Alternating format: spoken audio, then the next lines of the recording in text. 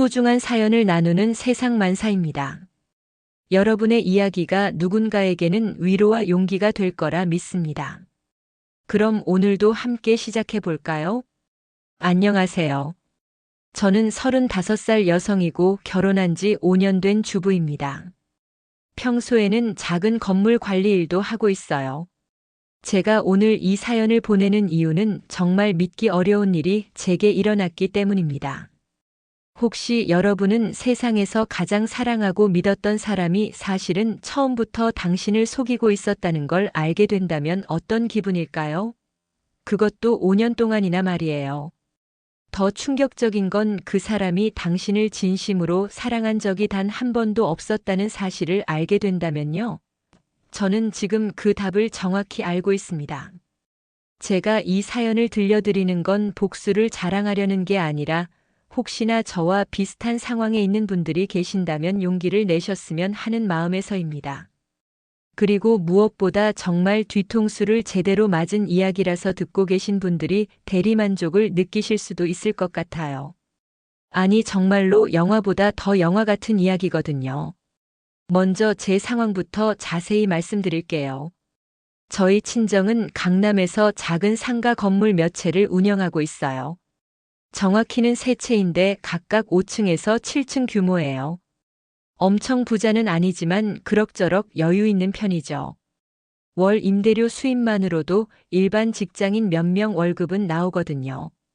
남편은 중견기업에서 영업팀 과장으로 일하고 있고 저보다 2살 많아요. 키가 178cm 정도의 외모도 괜찮은 편이고 말도 잘하고 사교성도 좋은 사람이었어요. 결혼할 때부터 남편은 항상 제게 이런 말을 했어요. 당신의 사랑만 있으면 된다고, 돈은 중요하지 않다고, 우리 둘이 함께라면 무엇이든 할 수 있다고 말이에요. 특히 남편이 자주 하던 말이 있어요. 유진아, 나는 당신이 부잣집 딸이라서 좋아하는 게 아니야. 당신이라는 사람 자체가 좋은 거야. 설령 당신이 아무것도 없어도 나는 당신을 선택할 거야. 이런 식으로 말이에요. 정말 바보 같게도 저는 그 말을 완전히 믿었어요. 아니, 믿고 싶었던 거겠죠.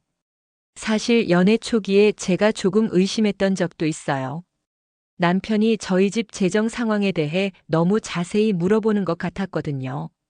건물이 몇 채인지, 임대료는 얼마나 되는지, 재개발 계획은 있는지, 이런 것들을 은근슬쩍 물어보더라고요.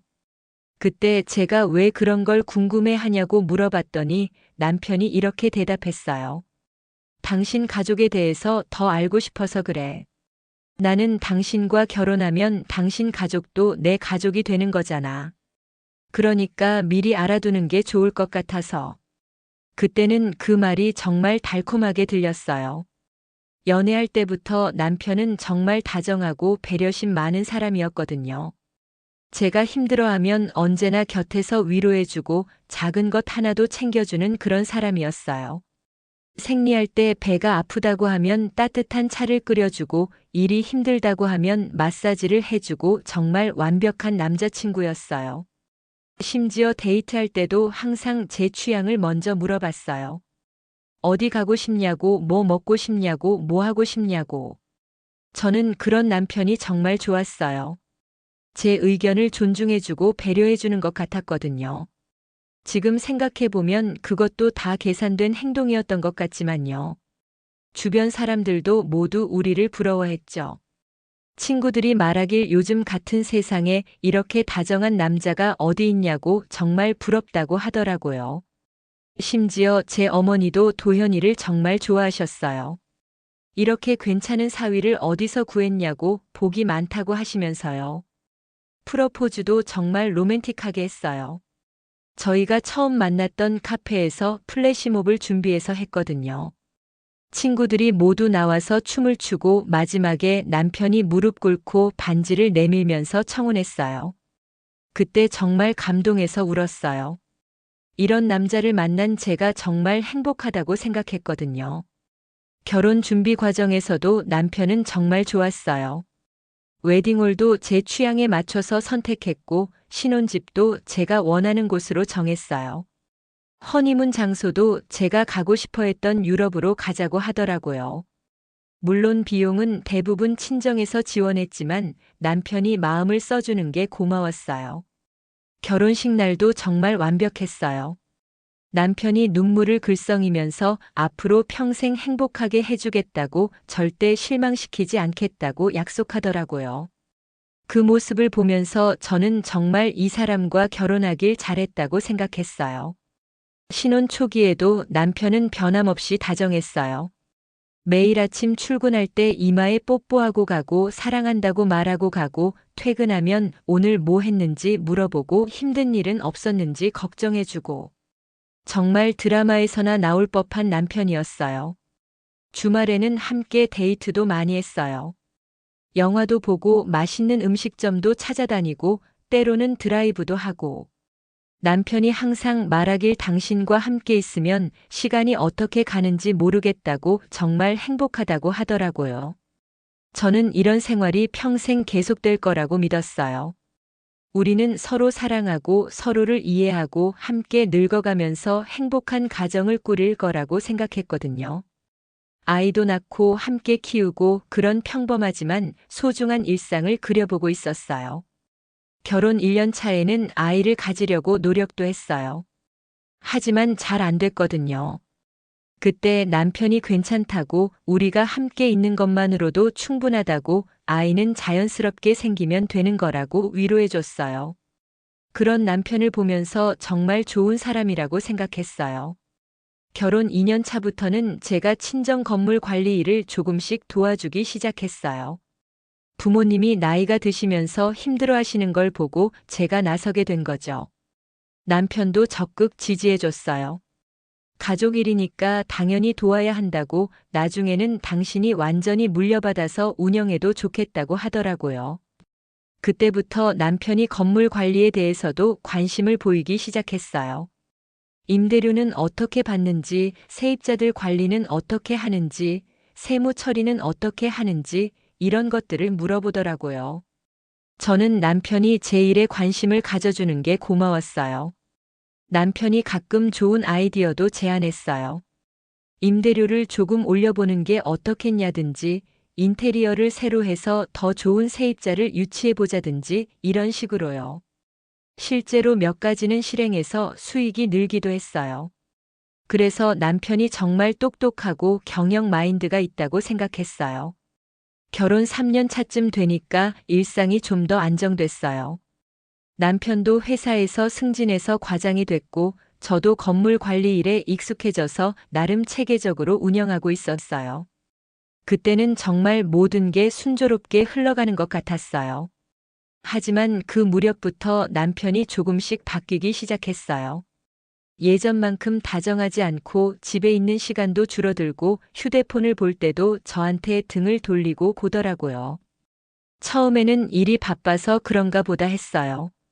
승진하고 나서 업무량이 늘었다고 하더라고요. 야근도 잦아졌어요. 주말 출근도 가끔 있었고요. 저는 남편이 열심히 일하는 모습이 기특하다고 생각했어요. 우리 가정을 위해서 최선을 다하는 거라고 생각했거든요. 그래서 더욱 잘 챙겨주려고 노력했어요. 영양제도 사주고 맛있는 음식도 해주고 마사지도 해주고. 하지만 남편의 반응은 예전 같지 않았어요. 고맙다는 말도 성의 없게 하고 스킨십도 많이 줄었어요. 저는 단순히 피곤해서 그런가 보다 했어요. 남자들은 일이 힘들면 그런 거라고 주변에서도 그렇게 말하더라고요. 그런데 결혼 4년 차에 접어들면서 더 이상한 일들이 생기기 시작했어요. 남편이 갑자기 옷차림에 신경을 쓰기 시작한 거예요. 예전에는 그냥 평범하게 입고 다녔는데 갑자기 브랜드 옷을 사 입고 헤어스타일도 바꾸고 향수도 뿌리고 다니더라고요. 제가 왜 갑자기 꾸미냐고 물어봤더니 회사에서 대외 업무가 늘어서 그렇다고 하더라고요. 고객들 앞에 나서는 일이 많아져서 이미지 관리를 해야 한다는 거였어요. 그럴듯한 설명이라서 저는 별로 의심하지 않았어요. 오히려 제가 남편 옷을 사주기도 했어요. 어떤 스타일이 좋겠냐고 물어보고 함께 쇼핑도 가고 그랬거든요. 지금 생각해보면 정말 바보 같은 일이었지만 그때는 남편을 지원해주는 게 당연하다고 생각했어요. 남편의 교우 관계도 넓어졌어요. 회사 동료들과의 모임도 많아지고 대학 동창들과도 자주 만나고 새로운 사람들과의 네트워킹도 늘었다고 하더라고요. 술자리도 많아져서 늦게 들어오는 날이 잦아졌어요. 저는 남편이 사회생활을 열심히 하는 게 좋다고 생각했어요. 인맥이 넓어지면 일에도 도움이 될 거라고 생각했거든요. 그래서 늦게 들어와도 뭐라고 하지 않았어요. 오히려 숙취해소 음료를 준비해두고 다음날 아침에는 국물 요리를 끓여주고 그랬어요. 그런데 어느 날부터 남편이 예전에 사귀던 여자 이야기를 가끔 꺼내기 시작했어요. 대학교 선배였던 오유나라는 사람 말이에요. 요즘 케이블 방송에서 기상캐스터로 일하고 있다고 하더라고요. 처음에는 그냥 옛날 이야기 하는 정도였어요. 대학교 때 3년 정도 사귀었다고 정말 좋은 사람이었다고 헤어진 건 서로 바빠서였지 싫어서가 아니었다고 하더라고요. 저는 그냥 남편의 과거 이야기려니 했어요. 하지만 점점 그 이야기가 자주 나오기 시작했어요. 오유나가 방송에서 어떻게 나왔다든지 예전보다 더 예뻐졌다든지 성공했다든지 이런 식으로요. 저는 조금 불편했지만 질투하는 여자로 보이기 싫어서 별말 안 했어요. 어느 날은 남편이 오유나 방송을 보면서 정말 잘 됐다고 예전 모습 그대로라고 하더라고요. 저는 그때 처음으로 질투심이 들었어요. 결혼한 남자가 옛 여자친구를 그렇게 좋게 말하는 게 적절한가 싶었거든요. 그래서 제가 조심스럽게 말했어요. 옛 여자친구 이야기를 자꾸 하니까 기분이 좋지 않다고 과거는 과거로 두면 좋겠다고요. 그랬더니 남편이 갑자기 화를 내더라고요. 그런 식으로 의심하고 질투하면 어떻게 하냐고 그냥 옛날 이야기인데 왜 그러냐고요.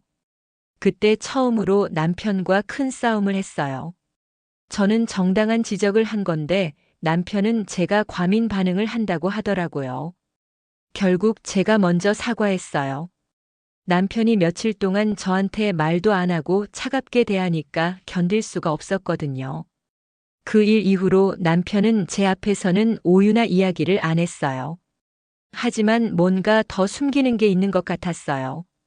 휴대폰을 더욱 조심스럽게 다루고 전화가 오면 다른 방으로 가서 받고 메시지가 와도 저한테 보여주지 않더라고요. 저는 그때부터 조금씩 의심하기 시작했어요. 하지만 확실한 증거가 없으니까 어떻게 할 수도 없었거든요.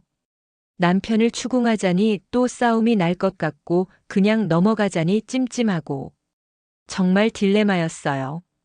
그러다가 결혼 5년 차에 접어들면서 더욱 이상한 일들이 벌어지기 시작했어요. 남편이 갑자기 새로운 취미가 생겼다고 하더라고요. 골프를 배우기 시작했다는 거예요. 회사에서 골프 모임이 생겼다고 앞으로 자주 칠 거라고 하더라고요. 주말마다 골프 연습장에 간다고 하고 가끔은 라운딩도 한다고 했어요. 골프 용품도 새로 사고 골프웨어도 맞추고 꽤 많은 돈이 들어가더라고요. 저는 남편이 새로운 취미를 갖는 게 좋다고 생각했어요. 스트레스 해소에도 도움이 될 것 같았거든요. 하지만 이상한 점이 있었어요. 남편이 골프 치고 온 날에는 항상 기분이 좋더라고요. 평소보다 훨씬 들뜬 모습이었어요. 그리고 골프 이야기를 할 때도 뭔가 흥분된 듯한 톤이었고요. 단순히 운동을 즐기는 정도를 넘어서는 느낌이었어요. 또 이상한 건 남편이 골프용품이나 골프웨어를 살 때 제 의견을 전혀 물어보지 않았다는 거예요. 예전에는 옷 하나 사도 제게 어떤 게 좋은지 물어봤는데 골프용품은 혼자서 알아서 사더라고요. 마치 다른 누군가의 조언을 받는 것 같았어요. 어느 날은 남편 골프백에서 여자용 골프 장갑을 발견했어요. 제가 물어봤더니 동반자 중에 장갑을 깜빡한 여자분이 있어서 빌려줬다가 못 받았다고 하더라고요. 그럴듯한 설명이었지만 뭔가 석연치 않았어요. 그런 식으로 의심스러운 일들이 하나둘 쌓여가고 있었는데 결정적인 날이 찾아왔어요. 바로 제 35번째 생일이었어요. 그날 남편이 특별한 곳에서 저녁을 먹자고 했어요. 평소보다 훨씬 고급스러운 레스토랑이었는데 강남에 있는 정말 유명한 곳이었어요. 예약하기도 힘들다고 소문난 곳이었거든요. 저는 남편이 제 생일을 위해 이렇게 특별한 곳을 예약해 준 게 너무 고마웠어요. 레스토랑 분위기도 정말 좋았어요. 조명도 은은하고 음악도 부드럽고 직원들도 정말 친절했어요. 음식도 맛있었고요. 저는 남편과 함께 있는 시간이 정말 행복했어요. 오랜만에 둘만의 시간을 가지는 것 같아서 좋았거든요. 남편도 그날은 예전처럼 다정했어요.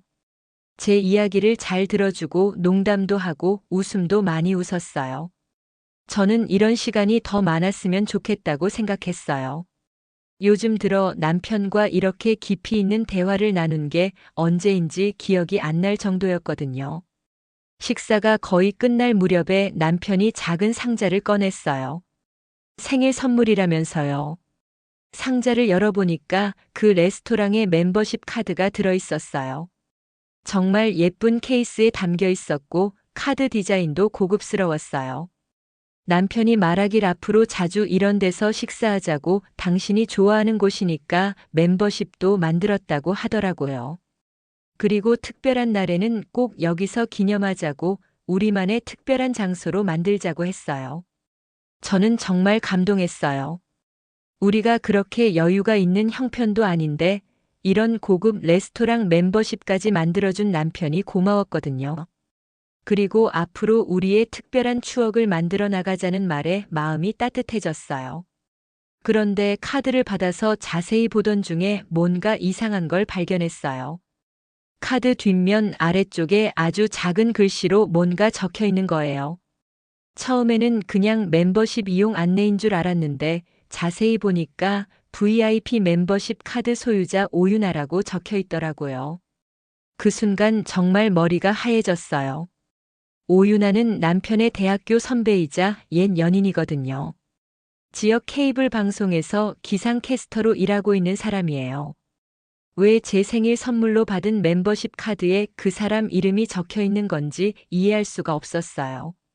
저는 혹시 제가 잘못 본 건 아닌가 싶어서 다시 한번 자세히 봤어요. 하지만 분명히 오윤아라고 적혀 있었어요. 그것도 VIP 멤버십 카드 소유자라고 명시되어 있었어요. 이게 무슨 일인지 도저히 이해할 수 없었어요.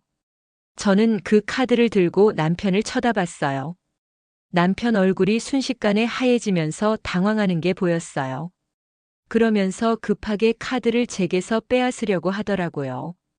아, 그거 실수야. 카드 회사에서 잘못 만든 것 같다고 변명하면서요. 하지만 남편의 당황한 표정을 보는 순간 저는 모든 걸 직감했어요. 이건 실수가 아니라는 걸요.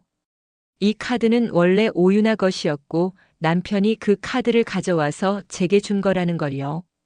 그런데 왜 남편이 오윤아의 멤버십 카드를 가지고 있을까요? 저는 그 순간 온몸에 소름이 돋았어요. 설마 하는 생각이 머릿속을 스쳐 지나갔거든요. 하지만 아직 확신할 수는 없었어요. 혹시 정말 실수일 수도 있고 다른 이유가 있을 수도 있으니까요. 남편은 계속 이상한 변명만 늘어놓았어요. 카드 회사에서 실수한 거라고 내일 당장 바꿔오겠다고 정말 미안하다고 하더라고요. 하지만 그 변명이 전혀 설득력이 없었어요. 멤버십 카드를 만들 때 이름을 잘못 적을 리가 없잖아요. 저는 그 순간 결정했어요. 이 일을 그냥 넘어갈 수는 없다고요. 뭔가 분명히 숨기고 있는 게 있다는 확신이 들었거든요. 그래서 집에 돌아가서 자세히 알아보기로 했어요. 집에 돌아오는 내내 저는 아무 말도 할 수 없었어요. 머릿속이 너무 복잡했거든요. 남편도 계속 이상한 변명만 늘어놓았고요. 정말 실수라고 내일 확인해 보겠다고 화내지 말라고 하더라고요. 하지만 저는 이미 마음을 정했어요. 진실이 뭔지 알아내겠다고요. 5년 동안 함께 살아온 남편을 의심한다는 게 마음 아팠지만 이대로 넘어갈 수는 없었어요. 그날 밤 남편이 잠든 후에 저는 남편의 휴대폰을 확인해 봤어요. 물론 좋지 않은 행동이라는 걸 알았지만 그냥 넘어갈 수가 없었거든요. 혹시 제가 생각하는 게 맞는지 확인해 보고 싶었어요. 남편은 항상 휴대폰에 잠금을 걸어 놓았는데 패턴을 몰래 봐둔 게 있었어요. 예전에 남편이 잠금을 풀 때 본 건데 별 생각 없이 기억해뒀거든요. 다행히 패턴이 바뀌지 않았어요. 휴대폰을 켜보는데 정말 충격적인 걸 발견했어요. 메시지함에 오유나와 주고받은 메시지가 수백 개나 있는 거예요. 그것도 정말 다정한 톤으로요. 여보, 자기야, 사랑해 이런 표현들이 가득했어요. 더 충격적인 건 메시지 내용이었어요. 남편이 오유나에게 보낸 메시지를 보니까 저를 자금줄이라고 표현하더라고요. 그리고 곧 정리하고 유나와 결혼할 거라고 약속하고 있었어요. 정말 믿기지 않았어요. 몇 개만 읽어봐도 충분히 알 수 있었어요. 이 두 사람이 단순한 옛 연인 관계가 아니라는 걸요. 지금도 연애를 계속하고 있다는 걸요. 그것도 결혼을 전제로 한 진지한 관계라는 걸요. 메시지 날짜를 보니까 저희가 결혼한 직후부터 계속 주고받았더라고요. 5년 동안 단 한 번도 끊어진 적이 없었어요. 그러니까 남편은 저와 결혼하면서도 동시에 오유나와 관계를 유지하고 있었던 거예요. 더 충격적인 건 메시지 내용들이었어요. 남편이 저와의 결혼 생활에 대해 오유나에게 하소연하는 내용들이 있었거든요. 빨리 정리하고 싶다고, 답답하다고, 유나만 생각난다고 하는 내용들이요. 그리고 제 친정 재산에 대해서도 자세히 이야기하고 있었어요. 건물이 몇 채인지, 임대료가 얼마인지, 재개발 가능성은 어떤지 이런 것들을 다 알려주고 있더라고요. 마치 사업 보고서를 쓰는 것 같았어요. 저는 그 밤을 거의 잠도 못 자고 보냈어요. 계속 메시지들을 읽어보면서 현실을 받아들이려고 했거든요. 5년 동안 저와 함께 살면서 다른 여자와 이런 관계를 유지하고 있었다는 게 정말 믿어지지 않았어요. 그리고 무엇보다 충격적인 건 남편이 저를 바라보는 시각이었어요. 메시지를 보면 저는 그냥 돈벌이 수단일 뿐이었어요. 사랑이나 애정 같은 건 전혀 없었고 오직 경제적 이익만 생각하고 있었어요. 다음 날 아침 남편은 아무 일 없었다는 듯이 출근 준비를 하더라고요. 평소처럼 뽀뽀하고 가려고 하는데 저는 정말 역겨웠어요. 어떻게 이런 일을 하면서도 태연하게 행동할 수 있는지 이해할 수 없었어요. 하지만 일단은 아무 모르는 척하기로 했어요. 섣불리 행동하면 안 될 것 같았거든요. 혹시 남편이 눈치채고 증거를 없애버릴 수도 있으니까요. 그래서 평소처럼 행동하면서 계획을 세우기로 했어요. 남편이 출근하고 나서 저는 친정 오빠에게 전화했어요. 오빠는 이혼 전문 변호사거든요. 상황을 자세히 설명하니까 오빠가 정말 놀라더라고요. 그리고 절대 감정적으로 행동하지 말고 철저하게 준비해야 한다고 조언해 주셨어요. 오빠가 말씀하시길 이혼할 거라면 완벽하게 승리해야 한다고 하시더라고요. 상대방이 그렇게 치밀하게 계획을 세웠다면 우리도 그에 맞춰서 대응해야 한다고요. 그리고 무엇보다 확실한 증거를 수집하는 게 중요하다고 하셨어요. 오빠 소개로 전직 경찰 출신의 탐정을 만났어요. 김철호라는 분이었는데 정말 전문가답더라고요. 제 상황을 자세히 듣고 나서는 충분히 해결할 수 있는 일이라고 자신있게 말씀하시더라고요. 탐정분이 말씀하시길 요즘은 기술이 좋아져서 증거 수집이 예전보다 훨씬 쉽다고 하시더라고요. 3일 정도면 충분한 증거를 모을 수 있다고 하셨어요. 그리고 법정에서 승리할 수 있을 정도의 결정적인 증거들을 확보해 주겠다고 약속하셨어요. 정말 3일 만에 놀라운 증거들이 나왔어요. 탐정분이 보여주신 자료들을 보고 저는 정말 경악했어요. 남편과 오유나가 함께 있는 사진들이 수십 장이나 있었거든요. 근무 시간 중에도 둘이 만나서 백화점에서 쇼핑하는 모습, 고급 커플 시계를 맞추는 모습, 커피숍에서 다정하게 대화하는 모습, 심지어 호텔에 들어가는 모습까지 모든 게 사진과 동영상으로 찍혀 있었어요. 특히 충격적이었던 건 그들이 함께 보석 가게에서 반지를 고르는 장면이었어요. 명백히 결혼 반지를 보고 있는 모습이었거든요. 그러니까 이 사람들은 진짜로 결혼을 계획하고 있었던 거예요. 탐정분이 말씀하시길 이 정도면 법정에서 완전히 유리하다고 하시더라고요. 그리고 더 놀라운 건 남편이 오유나와의 관계를 숨기려는 노력도 별로 안 했다는 거예요. 정말 대담하게 사람들 눈에 띄는 곳에서 데이트를 하고 있었거든요. 아마 제가 절대 의심하지 않을 거라고 생각했나 봐요. 너무 착하고 순진해서 바람기 있는 남편을 의심할 만한 사람이 아니라고 판단했던 것 같아요. 실제로 5년 동안 저는 한 번도 의심한 적이 없었으니까요. 저는 이 모든 증거를 보면서 정말 화가 났어요. 동시에 허탈하기도 했고요. 5년 동안 저는 정말 뭐였을까 싶었거든요. 진짜 사랑이라고 생각했던 게 사실은 다 거짓이었다는 게 받아들여지지 않았어요. 그런데 더 기가 막힌 일이 생겼어요. 며칠 후에 남편한테서 연락이 왔는데 시어머니가 갑자기 쓰러지셨다는 거예요. 급성 스트레스라면서 병원에 입원했다고 하더라고요. 그래서 당분간 시댁에서 간병을 해달라고 부탁하는 거예요. 저는 처음에는 정말 시어머니가 아프신 줄 알았어요. 그래서 바로 병원으로 달려갔거든요. 결혼한 며느리로서 당연한 도리라고 생각했어요. 시어머니와 그렇게 가깝지는 않았지만 아픈 사람을 돌보는 건 인간으로서 당연한 일이잖아요. 병원에 도착해서 시어머니를 뵙는데 뭔가 이상했어요. 의사 선생님은 크게 문제 없다고 하시는데 시어머니는 계속 심하게 아픈 척을 하시는 거예요. 그리고 제가 오자마자 갑자기 기운이 나는 것처럼 보이기도 하고요. 시누이도 와서 저한테 당분간 시댁에서 어머니를 돌봐달라고 부탁하더라고요. 자기는 일이 바빠서 돌볼 수 없다고 며느리인 제가 해야 한다고 하면서요. 평소에는 저를 그렇게 좋아하지도 않았던 시누이가 갑자기 다정하게 굴어서 더 의심스러웠어요. 하지만 일단은 며느리 도리를 해야겠다 싶어서 시댁으로 들어갔어요. 그런데 그때 오빠가 저한테 정말 좋은 아이디어를 제안했어요. 시댁에 있는 동안 초소형 녹음기를 곳곳에 설치해 보라는 거였어요.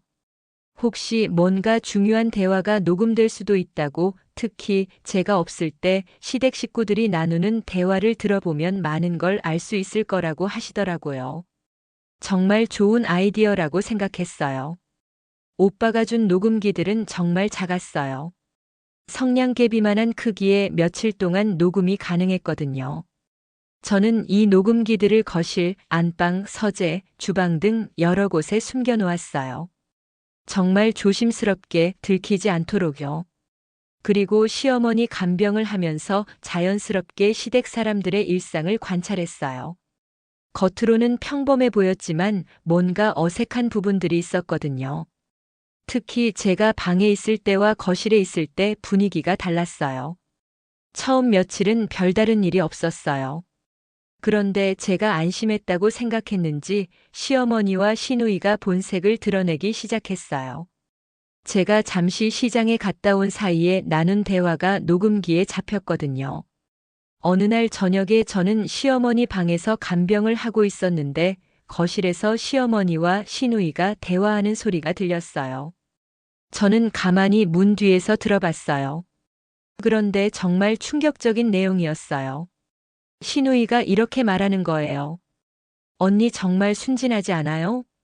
아직도 도현이가 언니를 사랑한다고 믿고 있는 것 같던데. 그러니까 시어머니가 대답하시더라고요. 그러게 말이야. 어떻게 저렇게 눈치가 없지?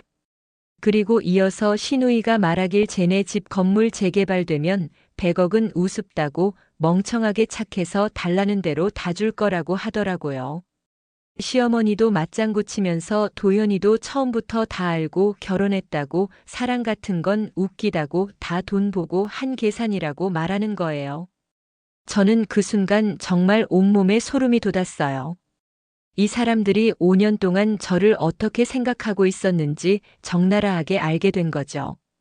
저는 그들에게 그냥 돈벌이 수단이었던 거예요. 며느리가 아니라 그냥 이용할 수 있는 도구였던 거죠. 더 충격적인 건 시어머니가 하신 말씀이었어요. 이번에 병원 일도 다 연기라고 유진이를 다시 집으로 불러들이기 위한 작전이었다고 하시는 거예요. 그리고 이참에 친정 재산 관련 서류들도 좀 보자고 어떻게 빼낼 방법을 찾아보자고 하시더라고요. 시누이도 대답하길 맞다고 이왕 온 김에 최대한 많은 정보를 빼내자고 하더라고요. 통장이라도 한번 보면 얼마나 있는지 알 수 있을 거라고 도현이한테 알려주면 좋을 거라고 하면서요. 정말 치밀한 계획이었어요. 시어머니가 갑자기 쓰러진 것도 저를 간병하러 오라고 한 것도 모든 게 계획된 일이었던 거예요. 저한테서 친정 재산 관련 정보를 빼내려는 목적이었던 거죠. 그리고 며칠 후에 더 결정적인 순간이 왔어요. 남편이 집에 와서 서재에서 누군가와 전화하는 소리를 들었어요. 목소리가 조금 컸거든요. 저는 가만히 문 밖에서 들어봤는데 정말 놀라운 내용이었어요. 남편이 오유나와 통화를 하고 있었는데 유나가 임신했다는 이야기를 하는 거예요. 그리고 남편은 정말 기뻐하면서 곧 모든 걸 정리하겠다고 친정 재산 목록만 확보하면 이혼을 진행하겠다고 약속하고 있었어요. 더 구체적으로는 이런 대화였어요. 남편이 말하길 조금만 더 기다려달라고 지금 유진이가 시댁에 와 있으니까 이번 기회에 필요한 정보를 다 얻어내겠다고 하더라고요. 그리고 그 다음에 바로 이혼 절차를 밟겠다고요. 오유나도 대답하길 빨리 해달라고 아이 때문에 더 이상 기다릴 수 없다고 하더라고요. 그리고 이미 웨딩홀도 예약해놨다고 내년 봄에 결혼하고 싶다고 하는 거예요. 저는 그 대화를 들으면서 정말 분노가 치솟았어요. 이 사람들이 얼마나 치밀하게 계획을 세웠는지 알게 된 거죠. 단순히 바람을 피운 게 아니라 처음부터 저를 이용하려고 접근한 거였어요. 그리고 무엇보다 오유나가 임신했다는 사실이 가장 충격적이었어요. 그러니까 남편은 저와 결혼 생활을 하면서 다른 여자를 임신시킨 거였어요. 이제 정말 되돌릴 수 없는 선을 넘은 거죠. 저는 그날 밤 잠도 못 자고 계획을 세웠어요. 이대로 당하고만 있을 수는 없다고 생각했거든요. 더군다나 오유나가 임신했다는 사실까지 알게 된 이상 더 이상 미룰 수도 없었고요. 다음 날 아침에 저는 오빠에게 연락해서 모든 상황을 보고했어요. 녹음된 대화 내용까지 모두 들려드렸더니 오빠도 정말 분노하더라고요. 그리고 이제 반격할 때라고 하시면서 완벽한 계획을 세워주셨어요. 오빠가 말씀하시길 이 정도 증거면 법정에서 완승할 수 있다고 하시더라고요. 외도, 사기 결혼, 재산 목적 결혼, 모든 게 다 증명되니까 위자료도 충분히 받을 수 있다고 하셨어요. 일단 이혼 합의서와 위자료 청구 소장을 준비했어요. 위자료는 20억으로 책정했는데 변호사인 오빠가 말하길 이 정도 증거면 충분히 받을 수 있는 금액이라고 하더라고요. 오히려 더 받을 수도 있지만 현실적인 선에서 정한 거라고 하셨어요. 그리고 모든 증거들을 정리해서 태블릿에 저장했어요. 사진, 동영상, 녹음 파일까지 모든 걸 하나도 빠뜨리지 않고 시간순으로 정리했어요. 법정에서 제출할 수 있는 형태로 말이에요. 또한 오빠는 제게 심리적 준비도 시켜주셨어요. 이런 일을 할 때는 감정에 휘둘리면 안 된다고 냉정하게 사실만 전달해야 한다고 하시더라고요. 복수가 목적이 아니라 정당한 권리를 찾는 거라고 생각하라고 하셨어요. 드디어 결전의 날이 왔어요. 주말 오후에 시댁 식구들이 모두 모인 자리였어요. 시어머니, 시아버지, 시누이, 그리고 남편까지 거실에 앉아 있었어요. 마치 가족 회의를 하는 것 같은 분위기였어요. 저는 평소처럼 자연스럽게 거실로 들어갔어요. 손에는 태블릿과 블루투스 스피커를 들고 있었는데 그들은 별로 신경 쓰지 않는 것 같았어요. 그냥 평범한 전자기기련이 했나 봐요. 그때 시어머니가 저한테 말을 꺼내더라고요. 그동안 정말 고생 많았다면서 이제 집에 가서 쉬어도 된다고 하는 거예요. 며칠 동안 간병해줘서 고맙다고 덕분에 많이 나아졌다고 하시면서요. 하지만 가기 전에 친정 건물들 관련해서 궁금한 게 있다고 몇 가지 물어보더라고요. 요즘 재개발 이야기가 많던데 저희 건물들은 어떤지, 임대료 수입은 안정적인지, 혹시 투자 계획이 있는지 이런 것들을 물어보는 거예요. 저는 그 순간 이 사람들의 진짜 목적이 뭔지 확실히 알았어요. 마지막까지 저한테서 정보를 빼내려고 하는 거였어요. 정말 뻔뻔하게도 제 앞에서 이런 연기를 하고 있었던 거죠. 저는 조용히 태블릿을 켰어요. 그리고 화면을 시댁 식구들이 모두 볼 수 있게 돌렸어요. 화면에는 남편과 오윤아가 함께 찍은 사진이 나왔어요. 둘이 백화점에서 손잡고 걷는 모습이었어요. 그 순간 거실이 조용해졌어요. 모두들 화면을 보면서 뭔지 모르겠다는 표정을 짓고 있었어요. 남편은 얼굴이 새하얘지면서 뭔가 말하려고 했는데 저는 손으로 막았어요. 아직 시작도 안 했다고 끝까지 보라고 했어요. 그리고 계속 사진들을 넘겨가면서 보여줬어요. 호텔 들어가는 모습, 커플 시계 끼고 있는 모습, 보석 가게에서 반지 고르는 모습, 친밀하게 포옹하는 모습까지 모든 걸 다 보여줬어요. 사진을 보여주면서 저는 차근차근 설명했어요. 이 사진들이 언제 어디서 찍힌 건지, 누가 찍은 건지 모든 걸 자세히 설명했어요. 시댁 식구들은 점점 얼굴이 굳어지고 있었어요. 시아버지가 이게 뭐냐고 화를 내면서 물어보더라고요. 저는 조용히 대답했어요. 여러분의 아들이자 제 남편이 5년 동안 해온 일이라고요. 그리고 이건 시작에 불과하다고요. 그때 남편이 갑자기 일어서면서 해명하려고 했어요. 오해라고, 그냥 친구 사이라고, 사진이 잘못 찍힌 거라고 변명하더라고요. 하지만 저는 더 결정적인 증거를 준비하고 있었거든요. 저는 블루투스 스피커를 켜고 녹음 파일을 재생했어요. 첫 번째로 남편과 오윤아가 나눈 전화 대화가 거실에 울려 퍼졌어요. 윤아가 임신했다는 내용, 곧 이혼하겠다는 약속, 저를 자금줄이라고 부르는 내용까지 모든 게 다 들렸어요. 거실에 있던 모든 사람들이 경악했어요. 특히 시아버지는 남편을 보면서 이게 뭐냐고 소리를 지르셨어요. 남편은 아무 말도 못하고 그냥 고개만 떨구고 있었어요. 두 번째로는 시어머니와 시누이가 나눈 대화를 재생했어요. 저를 멍청하다고 욕하는 내용, 친정 재산을 노리고 있다는 내용, 처음부터 계획된 결혼이었다는 내용까지 모든 게 적나라하게 드러났어요. 이번에는 시아버지가 시어머니와 시누이를 보면서 소리를 지르셨어요. 이런 일을 어떻게 할 수 있냐고, 며느리를 이렇게 이용할 수 있냐고 화를 내시더라고요. 시아버지는 정말 아무것도 모르셨던 것 같았어요. 거실은 완전히 아수라장이 됐어요. 시아버지는 남편한테 소리를 지르고 시어머니는 어떻게 녹음을 했냐며 저한테 화를 내고 시누이는 어쩔 줄 몰라 하고 있었어요. 하지만 가장 참담한 표정을 지은 건 남편이었어요. 남편은 얼굴이 완전히 쟤처럼 변해서 바닥에 주저앉더라고요. 그러면서 저한테 용서해달라고 울면서 빌기 시작했어요. 정말 미안하다고, 오윤아와는 끝내겠다고, 다시 기회를 달라고 하더라고요. 저는 그런 남편을 내려다보면서 차가운 목소리로 말했어요. 지금 와서 용서를 빈다고 해서 뭐가 달라지냐고요. 5년 동안 저를 속이고 이용한 게 없어지냐고요. 오윤아가 임신한 것도 없어지냐고요. 그리고 제가 준비해온 서류들을 테이블 위에 던졌어요. 이혼 합의서와 위자료 청구 소장이었어요. 위자료 금액을 본 시댁 식구들은 정말 경악했어요. 20억이라는 금액에 입을 다물지 못하더라고요. 시어머니가 소리를 지르면서 너무 많다고, 우리가 그런 돈이 어디 있냐고 협상하자고 하더라고요. 하지만 저는 단호하게 거절했어요. 이건 협상 대상이 아니라고, 받을 수 있는 최소한의 금액이라고 했어요. 그리고 덧붙여서 말했어요. 여러분이 그토록 바라던 이혼을 해드리겠다고요.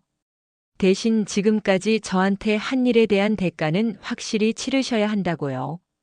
이건 단순한 이혼이 아니라 사기와 배신에 대한 징벌이라고요.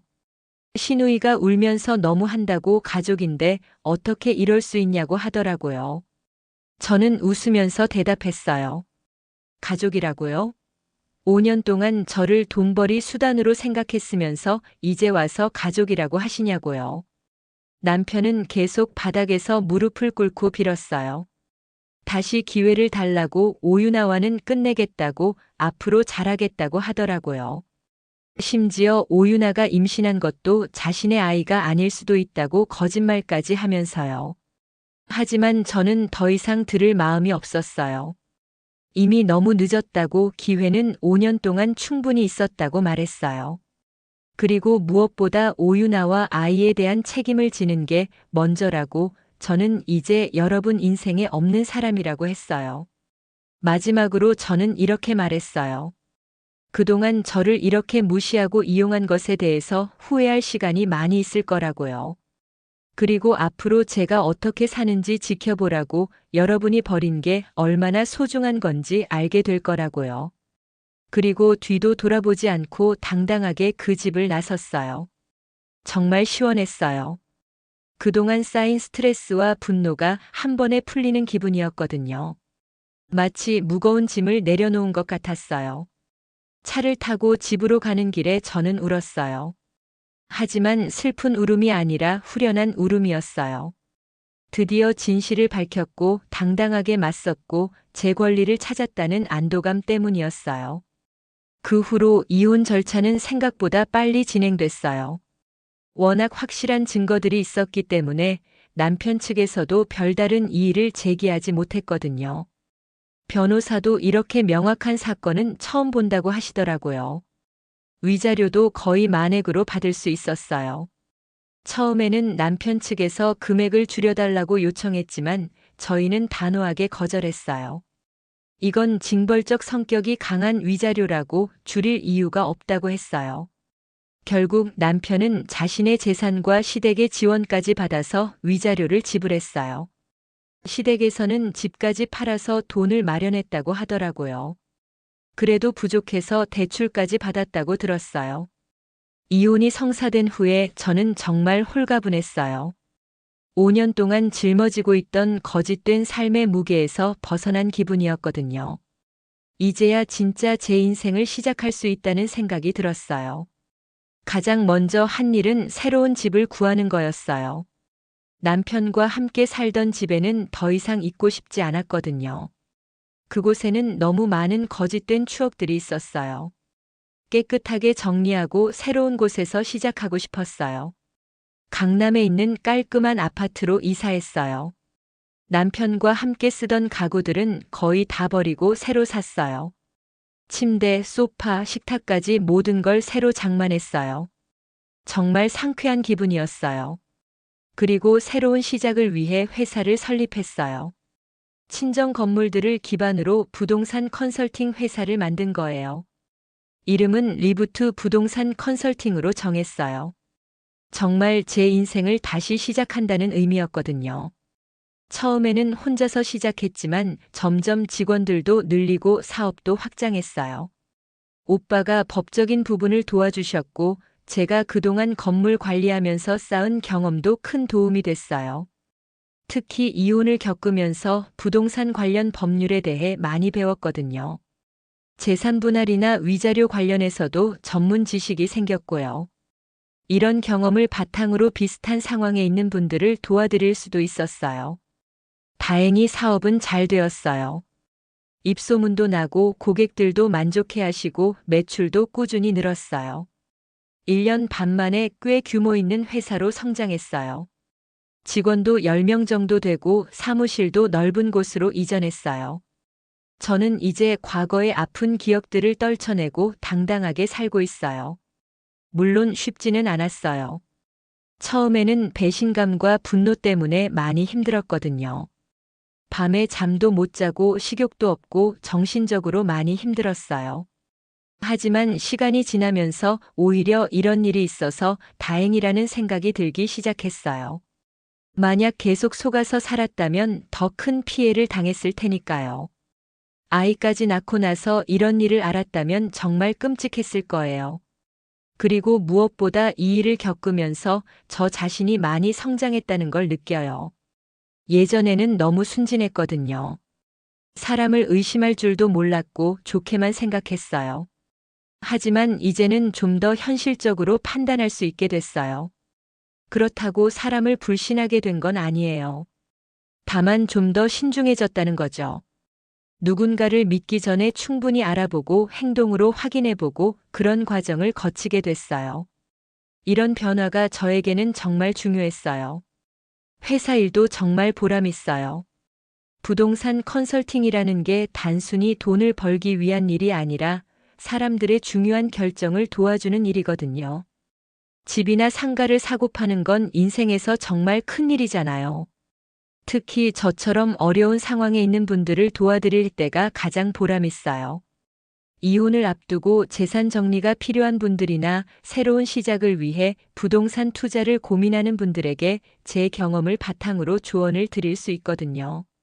얼마 전에는 저와 비슷한 상황에 있던 고객이 오셨어요. 남편의 외도를 알게 되었는데 어떻게 해야 할지 모르겠다고 상담을 요청하시더라고요. 저는 제 경험을 바탕으로 차근차근 조언해 드렸어요. 증거를 확실히 수집하라고, 감정적으로 행동하지 말라고, 전문가의 도움을 받으라고 말씀드렸어요. 그리고 무엇보다 자신을 위한 선택을 하라고, 다른 사람 눈치 보지 말라고 했어요. 그분이 나중에 찾아오셔서 정말 고맙다고 인사하시더라고요. 제 조언 덕분에 좋은 결과를 얻을 수 있었다고, 새로운 인생을 시작할 용기를 얻었다고 하시면서요. 그런 말씀을 들을 때 정말 뿌듯해요. 물론 모든 일이 순조롭지만은 않아요. 사업을 하다 보면 힘든 일들도 많이 생기거든요. 하지만 예전과 달리 이제는 혼자서도 충분히 해결할 수 있다는 자신감이 있어요. 더 이상 누군가에게 의존하지 않아도 되니까요. 그리고 가족들의 지지도 정말 큰 힘이 되고 있어요. 특히 오빠는 지금도 계속 도움을 주고 있어요. 법적인 문제가 생기면 언제든 상담해주고 사업 관련해서도 조언을 해주고 있거든요. 부모님들도 처음에는 걱정을 많이 하셨어요. 이혼한다고 했을 때도 정말 신중하게 생각해 보라고 하셨거든요. 하지만 상황을 자세히 설명드리고 나서는 오히려 더 빨리 정리하라고 응원해 주셨어요. 지금은 제가 새로운 삶을 잘 살고 있는 모습을 보시면서 정말 안심하고 계세요. 특히 회사가 잘 되고 있는 걸 보시면서 자랑스러워 하시거든요. 딸이 혼자서도 이렇게 잘할 수 있다는 걸 보시고 대견해 하세요. 친구들의 반응도 다양했어요. 처음에는 다들 깜짝 놀라면서 믿지 못하겠다고 하더라고요. 워낙 남편이 평소에 좋은 사람인 것처럼 보였거든요. 하지만 증거들을 보여주고 나서는 모두 제 편이 되어줬어요. 몇몇 친구들은 오히려 부러워하기도 해요. 이렇게 깔끔하게 정리하고 새로운 인생을 시작한 제 모습을 보면서 용기를 얻는다고 하더라고요. 실제로 한 친구는 저의 경험을 듣고 자신의 결혼 생활을 다시 점검해 보게 됐다고 하더라고요. 그런 이야기를 들을 때마다 제가 이런 일을 겪은 게 완전히 헛된 일은 아니구나 싶어요. 다른 사람들에게 작은 도움이라도 될 수 있다면 그것만으로도 의미가 있다고 생각해요. 요즘 저는 새로운 취미도 만들고 있어요. 예전에는 남편 위주로 생활하다 보니까 제 개인적인 시간이 별로 없었거든요. 하지만 이제는 온전히 제 시간이니까 하고 싶었던 일들을 하나씩 해보고 있어요. 요가도 시작했고 요리 클래스도 다니고 있어요. 그리고 독서 모임에도 참여하고 있어요. 비슷한 관심사를 가진 사람들과 만나서 이야기 나누는 게 정말 즐거워요. 여행도 계획하고 있어요. 예전에는 항상 남편과 함께 가던 여행을 이제는 혼자서 또는 친구들과 함께 가려고 해요. 다음 달에는 유럽 여행을 계획하고 있어요. 정말 오랫동안 가고 싶었던 곳이거든요. 이런 작은 변화들이 제게는 정말 큰 의미예요. 제 인생을 제가 주도적으로 살아간다는 느낌이 드는 거거든요. 예전에는 항상 누군가의 눈치를 보면서 살았다면 이제는 정말 자유로워요. 회사에서도 새로운 프로젝트들을 계획하고 있어요. 단순히 컨설팅만 하는 게 아니라 직접 부동산 개발에도 참여해 보려고 해요. 물론 리스크가 있지만 도전해 볼 만한 가치가 있다고 생각해요. 그리고 나중에는 후배들을 위한 멘토링 프로그램도 만들어 보고 싶어요. 특히 저처럼 어려운 상황에 있는 여성들을 도와주고 싶거든요. 이혼을 준비하는 분들이나 새로운 시작을 고민하는 분들에게 실질적인 도움을 줄 수 있는 프로그램을 만들어 보려고 해요. 이런 계획들을 세우고 있을 때가 가장 행복해요. 예전에는 미래에 대한 계획이라고 해봐야 남편과 함께 하는 일들이 전부였거든요. 하지만 이제는 정말 다양한 가능성들을 생각해 볼 수 있어요. 물론 때로는 외로울 때도 있어요. 특히 저녁 시간에 혼자 집에 있을 때면 예전 생각이 날 때가 있거든요. 하지만 그럴 때마다 지금의 평화로운 일상이 얼마나 소중한지 다시 한번 깨닫게 돼요. 예전에는 겉으로는 행복해 보였지만 속으로는 항상 불안했거든요. 뭔가 어긋나는 느낌, 완전하지 않은 느낌이 계속 있었어요. 하지만 그때는 그게 뭔지 몰랐어요. 이제야 그 이유를 알겠어요. 모든 게 거짓이었기 때문이었겠죠. 지금은 비록 혼자지만 진짜 제 삶을 살고 있다는 확신이 있어요. 모든 선택이 제 의지에 의한 것이고 모든 결과도 제가 책임지는 거거든요. 이런 느낌이 정말 좋아요. 그리고 앞으로 만날 사람에 대해서도 기대가 돼요. 이번에는 정말 진실한 사람을 만나고 싶거든요. 물론 쉽지 않을 거라는 걸 알고 있어요. 하지만 이제는 진짜와 가짜를 구별할 수 있는 능력이 생겼다고 생각해요. 무엇보다 저 자신이 더 성숙해졌어요. 예전에는 너무 의존적이었거든요. 남편에게 모든 걸 맡기고 저는 그냥 따라가기만 했어요. 하지만 이제는 독립적으로 판단하고 결정할 수 있게 됐어요. 이런 변화가 제게는 정말 큰 자산이에요. 비록 힘든 과정을 거쳤지만 결과적으로는 더 나은 사람이 된 것 같아요. 그래서 과거를 후회하지 않아요. 오히려 그런 일이 있었기 때문에 지금의 제가 있다고 생각해요. 그런데 얼마 전에 정말 인상적인 일이 있었어요. 고급 마트에서 장을 보고 있는데 누군가가 제 이름을 부르는 거예요. 돌아보니까 옛 남편이었어요. 정말 오랜만에 보는 거였는데 모습이 많이 변해 있었어요. 예전에 잘 차려입던 모습과는 정말 달랐어요. 낡은 티셔츠에 초라한 모습이었고 아이를 안고 있었어요. 아마 오유나 아이겠죠. 장바구니에는 컵라면과 분유 몇 개만 덩그러니 들어 있었어요. 남편은 저를 보자마자 눈물을 글썽이더라고요. 그러면서 어떻게 지내냐고 많이 원망하냐고 정말 미안하다고 하는 거예요. 하지만 저는 별로 감정이 일지 않았어요. 그냥 타인을 보는 것 같은 기분이었거든요. 나중에 알아보니까 오유나가 아이를 낳자마자 남편을 버렸다고 하더라고요. 원래 목적이 결혼이 아니라 다른 거였나 봐요. 아마 남편한테서 받을 수 있는 건 다 받고 나서 버린 건 같아요. 그래서 남편은 혼자서 아이를 키우면서 막대한 빚까지 떠안게 된 거죠. 위자료 때문에 빚도 많이 졌는데 오유나까지 떠나버리니까 정말 절망적인 상황이 된 거예요. 저는 남편을 보면서 약간의 연민은 느꼈지만 그것뿐이었어요. 동정이나 안타까움보다는 그저 자업자득이라는 생각이 더 컸거든요. 자신이 선택한 길의 결과를 받는 거니까요. 남편이 계속 말하려고 했지만 저는 간단히 인사만 하고 자리를 떴어요. 더 이상 할 말도 없었고 관심도 없었거든요. 제 옆에 있던 비서와 함께 외제차를 타고 마트를 나왔어요. 백미러로 보니까 남편이 그 자리에 서서 저를 바라보고 있더라고요. 아마 자신이 걷어찬 행복이 얼마나 컸는지 그때서야 깨달았을 거예요. 하지만 이미 너무 늦었죠. 되돌릴 수 없는 선택을 한 거니까요. 그 일이 있고 나서 저는 다시 한번 제 선택이 옳았다는 확신을 갖게 됐어요. 만약 그때 용서했다면 저도 지금 같은 처지가 됐을 거예요. 아니면 더 큰 상처를 받았을 수도 있고요. 지금 생각해보면 정말 아찔해요. 만약 그때 카드를 자세히 보지 않았다면, 만약 휴대폰을 확인하지 않았다면, 만약 녹음기를 설치하지 않았다면 계속 속아서 살았을 거거든요. 어쩌면 평생 모르고 지낼 수도 있었을 거예요.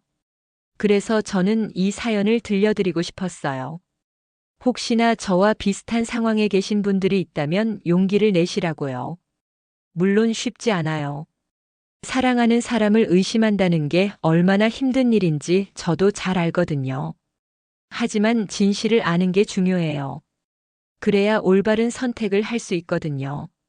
저처럼 확실한 증거를 모으는 것도 좋고 전문가의 도움을 받는 것도 좋아요. 무엇보다 혼자서 끙끙 앓지 마시고 믿을 만한 사람에게 도움을 요청하세요. 그리고 한 가지 더 말씀드리고 싶은 건 복수가 목적이 되어서는 안 된다는 거예요.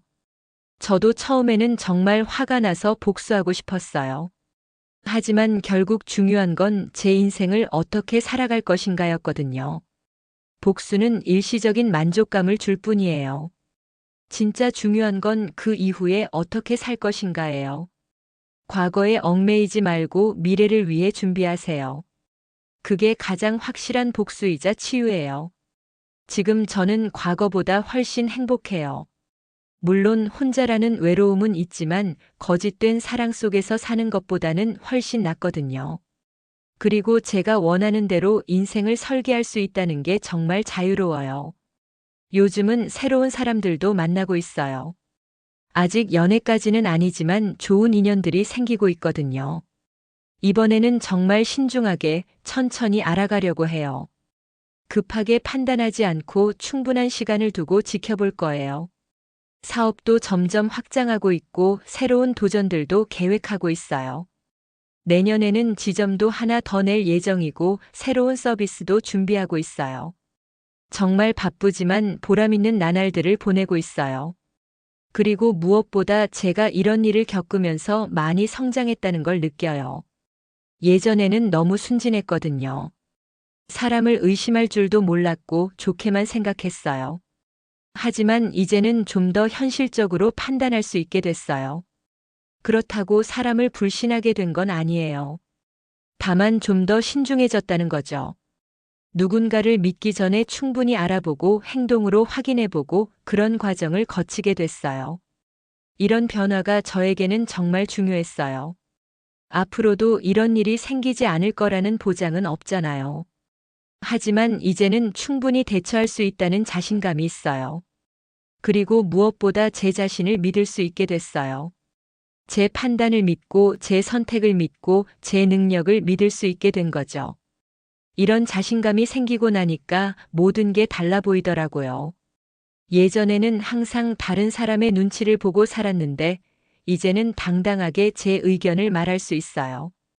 회사에서도 일상에서도 모든 면에서 더 적극적이 되었어요. 특히 사업을 하면서 이런 변화를 많이 느껴요.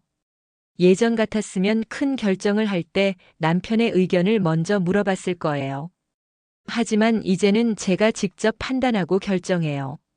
물론 전문가의 조언은 듣지만 최종 결정은 제가 하는 거죠.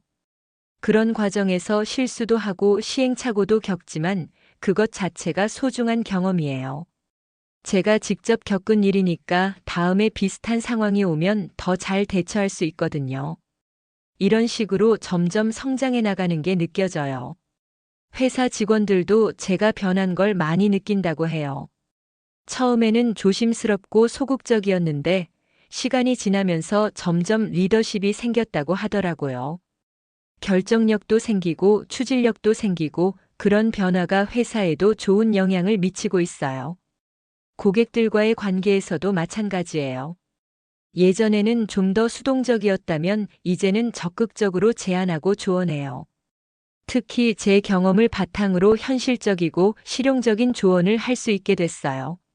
얼마 전에는 젊은 신혼부부가 상담을 받으러 오셨는데 남편이 아내의 의견을 무시하는 모습을 보였어요. 예전 같았으면 그냥 넘어갔을 텐데 이번에는 조심스럽게 조언을 해드렸어요. 부동산은 둘이 함께 사는 집이니까 두 분의 의견이 모두 중요하다고 특히 아내분의 의견도 충분히 듣고 결정하시라고 말씀드렸어요. 나중에 아내분이 따로 찾아와서 고맙다고 인사하시더라고요. 그런 일들을 하면서 제가 겪은 경험이 다른 사람들에게도 도움이 될 수 있다는 걸 느껴요. 물론 제가 겪은 일이 모든 사람에게 해당되는 건 아니지만 작은 도움이라도 될 수 있다면 의미가 있다고 생각해요. 그래서 요즘에는 강의도 생각하고 있어요. 여성 창업이나 이혼 후 재기 같은 주제로 강의를 해보고 싶거든요. 제 경험담을 통해서 비슷한 상황에 있는 분들에게 용기를 드릴 수 있을 것 같아요. 책도 써보고 싶어요. 제목은 아직 정하지 못했지만 제가 겪은 일들과 그 과정에서 배운 것들을 정리해서 책으로 만들어 보고 싶어요. 많은 사람들이 읽지는 않더라도 누군가에게는 도움이 될 수 있을 거라고 생각해요. 이런 계획들을 세우면서 저는 제가 겪은 일이 완전히 나쁘기만 한 건 아니었다는 생각이 들어요. 물론 그 당시에는 정말 힘들었지만 결과적으로는 저를 더 강하게 만들어준 경험이었던 것 같아요. 그리고 무엇보다 진짜 제 자신을 찾을 수 있게 해준 계기였어요. 예전에는 누군가의 아내, 누군가의 며느리로만 살았다면 이제는 온전한 저 자신으로 살고 있거든요. 이런 느낌이 정말 좋아요. 물론 앞으로도 쉽지 않을 거라는 걸 알고 있어요. 혼자 사는 건 때로는 외롭고 힘들 때도 있을 거고 사업도 항상 순조롭지만은 않을 거예요. 하지만 이제는 어떤 일이 와도 충분히 헤쳐나갈 수 있다는 자신감이 있어요. 특히 연애나 결혼에 대해서도 이제는 다른 관점을 갖게 됐어요. 예전에는 결혼이 인생의 목표이자 행복의 조건이라고 생각했어요. 하지만 이제는 결혼은 선택지 중 하나일 뿐이라고 생각해요. 혼자서도 충분히 행복할 수 있고, 만약 좋은 사람을 만나면 함께 하는 것도 좋고 그런 식으로 생각이 바뀌었어요. 더 이상 결혼에 목매지 않아도 된다는 자유로움이 있어요. 그래서 요즘 만나는 사람들과도 더 편하게 지낼 수 있어요. 꼭 결혼 상대를 찾겠다는 부담감이 없으니까 자연스럽게 사람들과 만날 수 있거든요.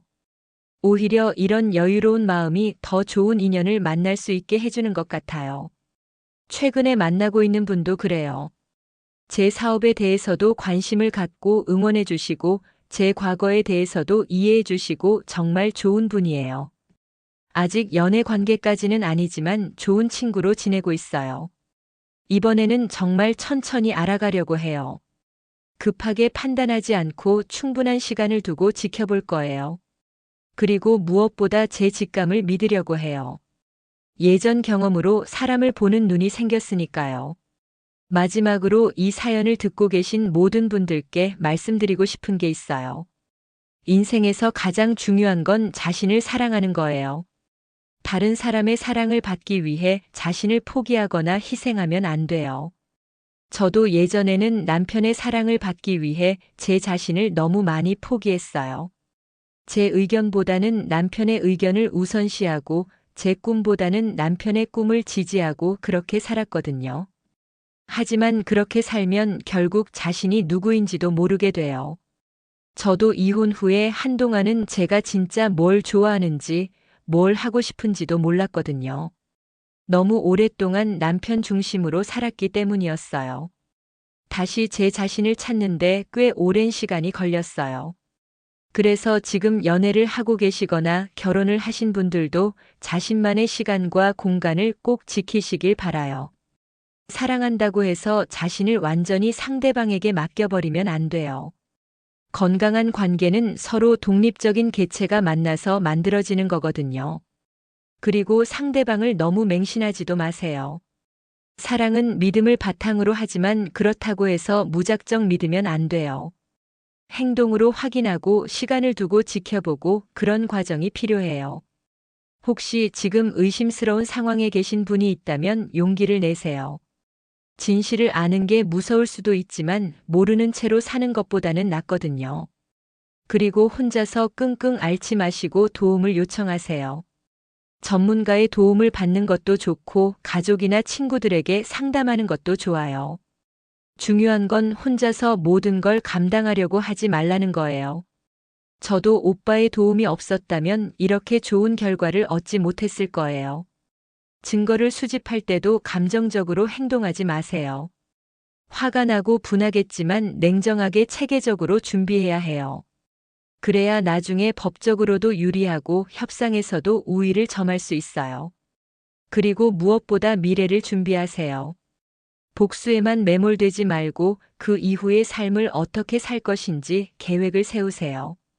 그게 가장 확실한 복수이자 치유의 방법이에요. 저는 이혼 과정에서 분노에 휩쓸리지 않으려고 정말 노력했어요.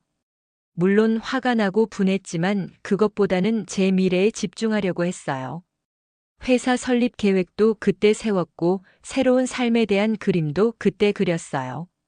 그런 준비가 있었기 때문에 이혼 후에도 빨리 안정을 찾을 수 있었던 것 같아요. 만약 복수에만 매달렸다면 지금처럼 행복하지 못했을 거예요. 그리고 절대 포기하지 마세요. 아무리 힘들고 절망적인 상황이라도 반드시 해결책은 있어요. 저도 처음에는 정말 절망적이었거든요. 5년이라는 시간이 모두 거짓이었다는 게 믿어지지 않았고, 앞으로 어떻게 살아야 할지도 모르겠었어요. 하지만 지금 돌이켜보면 그때의 절망이 새로운 시작의 기회였어요. 만약 그런 일이 없었다면 저는 아직도 거짓된 삶을 살고 있었을 거거든요. 그래서 이제는 그때의 저에게 고맙다는 말을 해주고 싶어요. 용기를 내서 진실을 찾아내고 과감하게 새로운 선택을 했던 제 자신이 자랑스러워요. 물론 쉬운 결정은 아니었지만 결과적으로는 최선의 선택이었다고 생각해요. 때로는 인생에서 가장 힘든 순간이 가장 큰 전환점이 되기도 해요. 저에게는 그 생일날 멤버십 카드를 받은 순간이 그런 전환점이었어요. 그 순간의 충격과 배신감이 결국 저를 더 나은 사람으로 만들어준 시작점이었던 거죠. 지금 이 사연을 듣고 계신 모든 분들도 어떤 상황에 계시든 희망을 잃지 마세요. 특히 저와 비슷한 상황에 계신 분들은 더욱 용기를 내세요. 여러분이 생각하는 것보다 여러분은 더 강하고 더 능력 있고 더 가치 있는 사람이에요. 그리고 무엇보다 여러분만의 행복을 찾으세요. 다른 사람이 정의한 행복이 아니라 여러분 자신이 원하는 진짜 행복을 말이에요. 저처럼 새로운 시작이 더 나은 결과를 가져다 줄 수도 있거든요. 인생은 한 번뿐이에요. 거짓된 사랑에 매달려서 소중한 시간을 낭비하지 마세요. 진짜 여러분을 사랑하고 존중해주는 사람은 반드시 있어요.